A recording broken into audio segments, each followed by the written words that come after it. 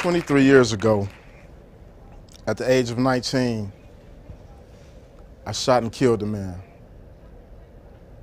I was a young drug dealer with a quick temper and a semi-automatic pistol.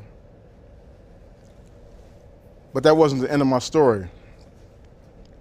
In fact, it was the beginning. In the 23 years since, there's a story of acknowledgement, apology, and atonement. But it didn't happen in the way that you might imagine or think. These things occurred in my life in a way that was surprising, especially to me. See, like many of you, growing up, I was an honor roll student, scholarship student, with dreams of becoming a doctor. But things went dramatically wrong when my parents separated and eventually divorced. The actual events are pretty straightforward. At the age of 17, I got shot 3 times standing on the corner of my block in Detroit. My friend rushed me to the hospital. Doctors pulled the bullets out, patched me up, and sent me back to the same neighborhood I got shot. Throughout this ordeal, no one hugged me, no one counseled me, no one told me I would be okay. No one told me that I would live in fear, that I would become paranoid, or that I would react hyperviolently to being shot. No one told me that one day I would become the person behind the trigger. 14 months later, at 2 a.m., I fired the shots that caused the man's death. When I entered prison, I was bitter, I was angry, I was hurt. I didn't want to take responsibility. I blamed everybody from my parents to the system. I rationalized my decision to shoot because in the hood where I come from, it's better be the shooter than the person getting shot. As I sat in my cold cell, I felt helpless, unloved, and abandoned. I felt like nobody cared. And I reacted with hostility to my confinement. And I found myself getting deeper and deeper in trouble. I ran black market stores, I loan sharked, and I sold drugs that was illegally smuggled into the prison. I had in fact become what the warden of the Michigan Reformatory called the worst of the worst. And because of my activity, I landed in solitary confinement for 7.5 years out of my incarceration. Now, as I see it, solitary confinement is one of the most inhumane and barbaric places you can find yourself. But find myself, I did. One day, I was pacing my cell when an officer came and delivered mail. I looked at a couple of letters before I looked at the letter that had my son's squiggly handwriting on it. And anytime I would get this letter from my son, it was like a ray of light in the darkest place you can imagine. And on this particular day, I opened this letter, and in capital letters, he wrote, "My mama told me while you was in prison. Murder." He said, "Dad, don't kill. Jesus watches what you do. Pray to him." Now, I wasn't religious at that time, nor am I religious now, but it was something so profound about my son's words. They made me examine things about my life that I hadn't considered. It was the first time in my life that I had actually thought about the fact that my son would see me as a murderer. I sat back on my bunk and I reflected on something I had read in Plato's Republic, where Socrates stated an apology that the unexamined life isn't worth living. At that point is when the transformation began. But it didn't come easy.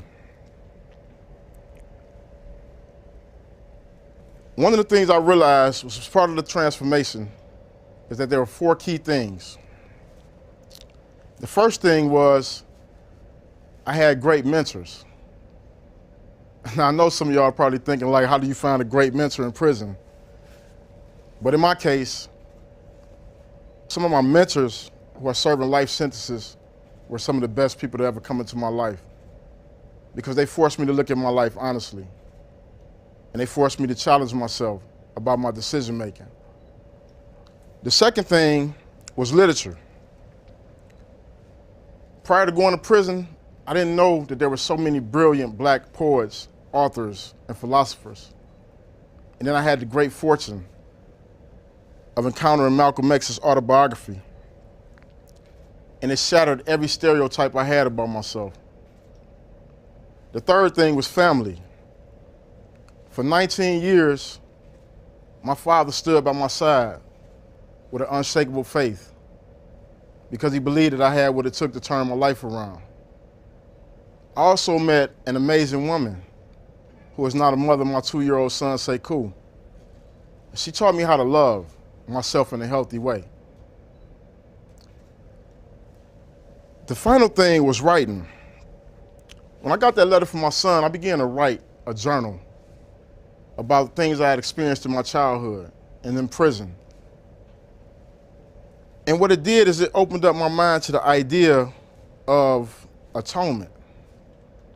Earlier in my incarceration, I had received a letter from one of the relatives of my victim. And in that letter, she told me she forgave me because she realized I was a young child who had been abused and had been through some hardships and just made a series of poor decisions. It was the first time in my life that I ever felt open to forgiving myself. One of the things that happened after that experience is that I thought about the other men who were incarcerated alongside of me and how much I wanted to share this with them. And so I started talking to them about some of their experiences.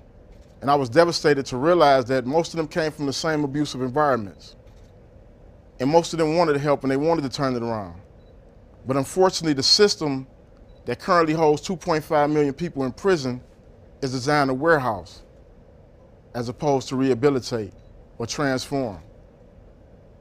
So I made it up in my mind that if I was ever released from prison, that I would do everything in my power to help change that. 2010, I walked out of prison for the first time after 2 decades.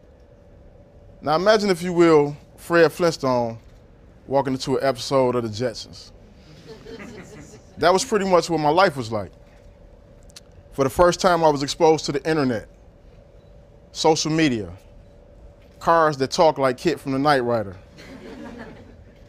But the thing that fascinated me the most was phone technology. See, when I went to prison, our car phones was this big. It required like 2 people to carry them. So imagine what it was like when I first grabbed my little BlackBerry and I started learning how to text. But the thing is, the people around me, they didn't realize that I had no idea what all these abbreviated texts meant. Like LOL, OMG, LMAO. Until one day I was having a conversation with one of my friends via text, and I asked him to do something, and he responded back, K. And I was like, what is K? And he was like, K is okay. So in my head, I was like, well, what the hell is wrong with K? And so I texted him a question mark. And he said, K equals okay. And so I tapped back, F you. And then he texted back and he asked me why was I cussing him out. And I said, LOL, F you, as in I finally understand. And so, fast forward 3 years, I'm doing relatively good. I have a fellowship at MIT Media Lab. I work for an amazing company called Be Me. I teach at the University of Michigan.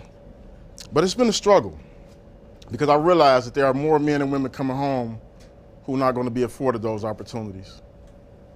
I've been blessed to work with some amazing men and women helping others re-enter society. One of them is my friend named Calvin Evans.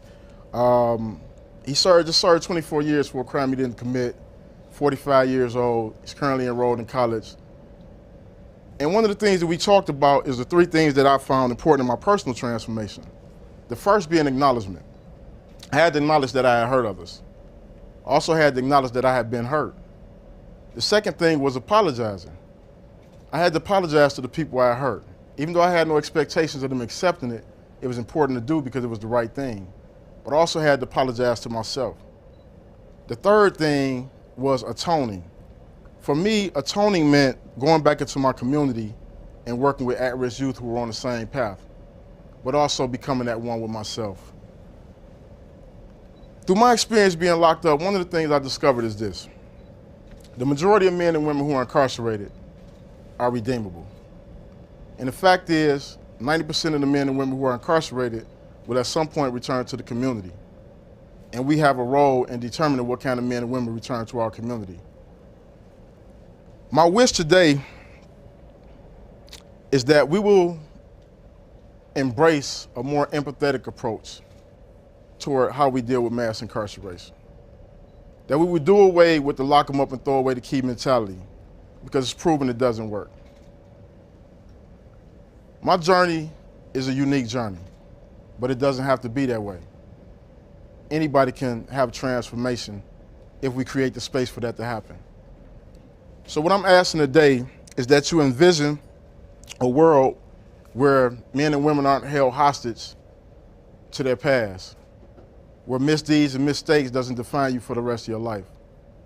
I think collectively we can create that reality, and I hope you do too. Thank you.